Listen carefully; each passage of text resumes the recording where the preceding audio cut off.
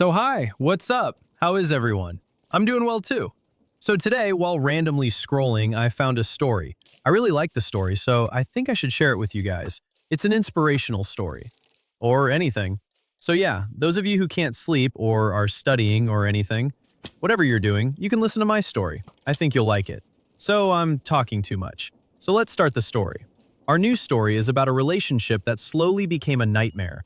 A woman named Sarah posted this on Reddit, so today I'm reading her story. I love him. I really, really love him. But sometimes, love just isn't enough. We've been together for about 6 or 7 months. He's 31, I'm 25, and on the surface, things looked fine. But underneath all of it, it was slowly falling apart. It started with a water bottle. One random weekday, I noticed something off about his drink. He lied to me about it at first, but eventually he admitted it. He was drinking kratom. And not just occasionally, he said he was using it 5 times a week. Now, I know what that really means. Because I've struggled with addiction myself, when someone says 5 times a week, they mean every single day. And the thing that scared me most? He had a history with meth. I told him straight up, I can't be with someone using opiates, no matter how mild. He said he'd quit. I wanted to believe him, so I did. Maybe I shouldn't have. Then came the second big fight, and this one hurt differently. It was about sex. He said I dissociate and don't seem present enough. I tried to explain, I have sexual trauma. That's just how my body sometimes reacts. But instead of understanding that, he got angry.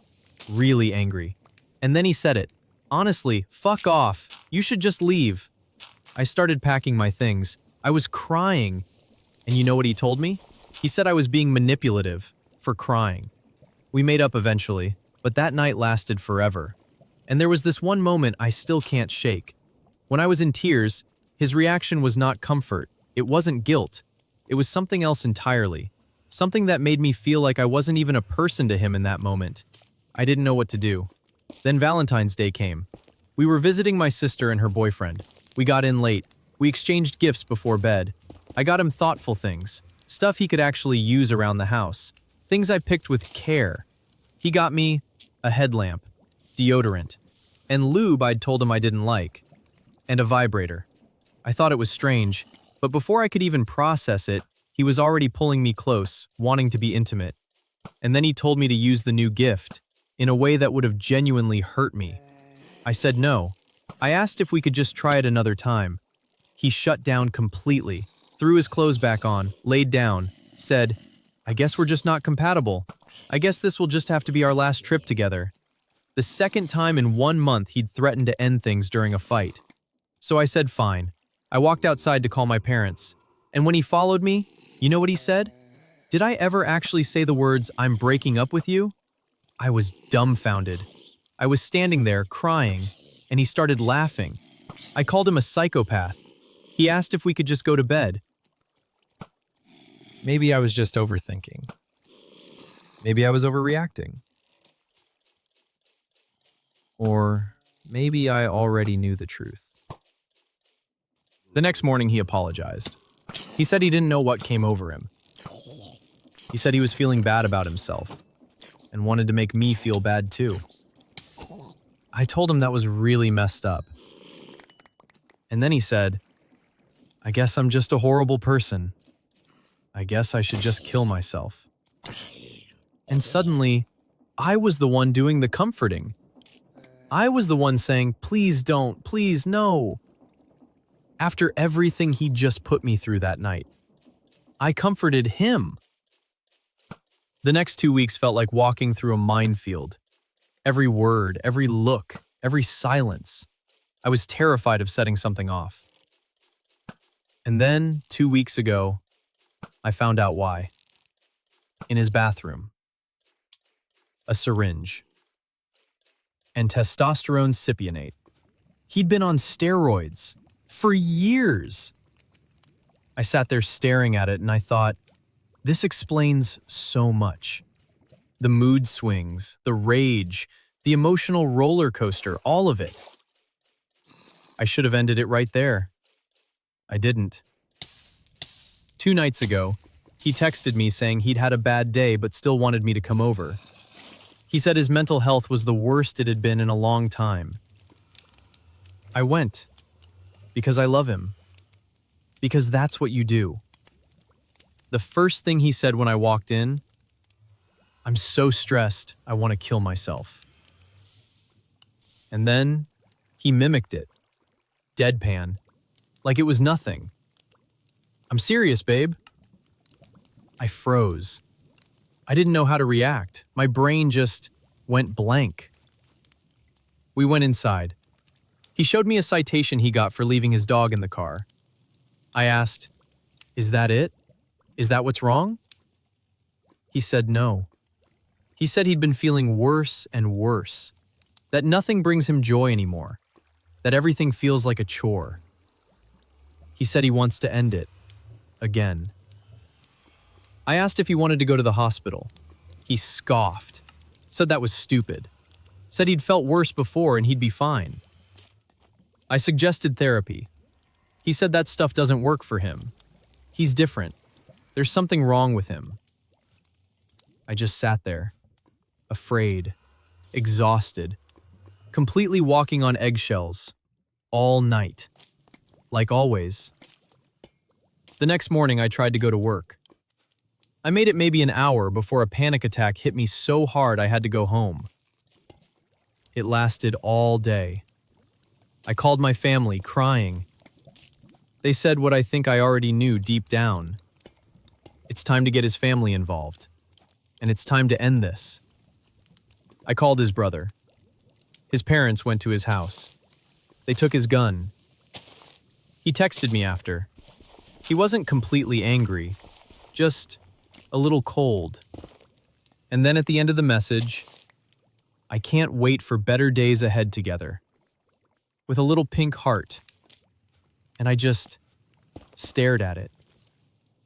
Because I feel guilty. I feel horrible.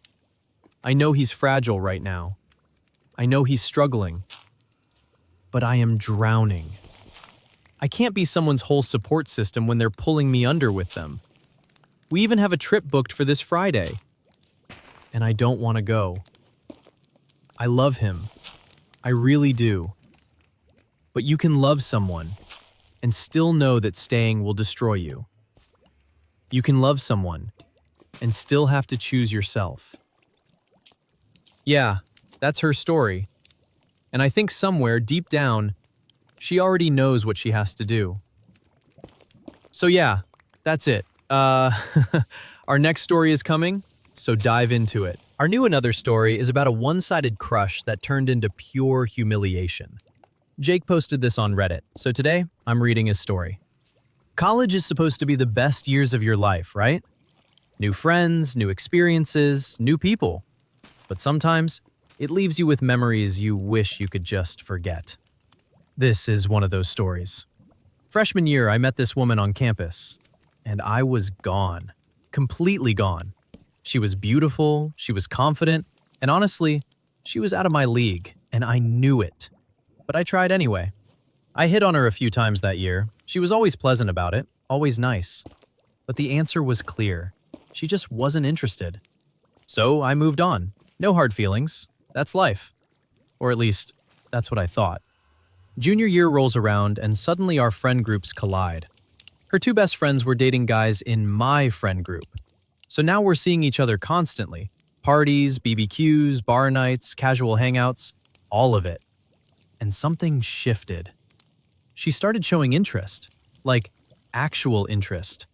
We'd dance together at parties. She'd sit right next to me at hangouts.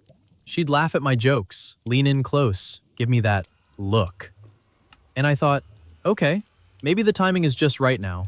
Maybe something is actually happening here. So I'd try again. And then, just like that, she'd flip a switch. Cold, distant, like I didn't even exist. I started noticing the pattern after a while. One minute she's warm and inviting. Same night, she's walking past me like I'm a stranger. No eye contact, no acknowledgement, nothing. I pulled back, stopped giving her attention. Told myself, if she wants to play games, I'm not playing. But I stayed civil, always said hi, always kept it cool, because I knew I'd keep seeing her around. Our worlds were too connected now. Part of me wondered, was she using me? She was the kind of beautiful that attracted attention everywhere she went. Guys offering to buy her drinks, approaching her constantly. But when she was hanging on me, that stopped. Maybe I was just overthinking. Or maybe I already knew exactly what was going on. Eventually, I asked one of her best friends about it. She was dating one of my closest buddies, so I figured she'd give it to me straight. She did, sort of. She told me her friend just wasn't interested and that I should move on. The words were clear, but her body language? That told a completely different story.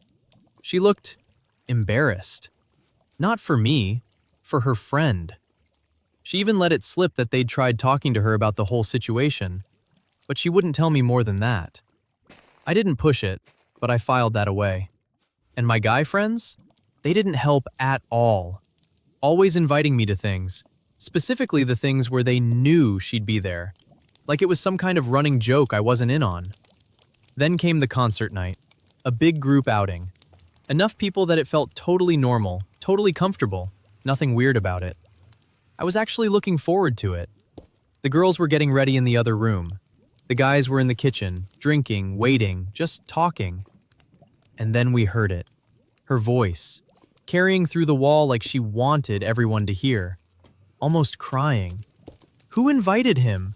Why is he even here? My night is ruined. And she said my name, out loud, for everyone to hear. The kitchen went quiet.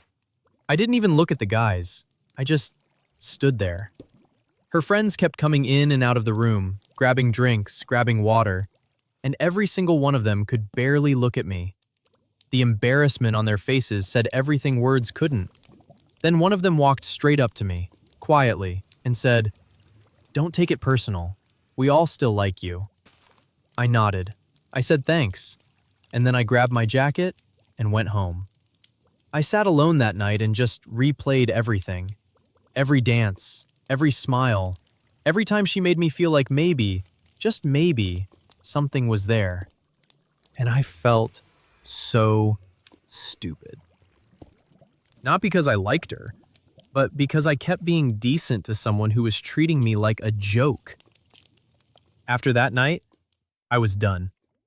No more hellos, no more pleasantries, no more pretending everything was fine when I walked past her. I just removed her from my world entirely, even when our groups overlapped. She'd look over sometimes, and I'd look right through her. Because some people don't deserve your energy. Not even the small stuff. Yeah, that's his story. And honestly, leaving that concert early was the best thing he ever did. Because the moment you stop auditioning for someone who doesn't value you is the moment you finally start respecting yourself. So yeah, that's it. I hope you guys like my video, so you can like, comment, and share. Because it doesn't hurt.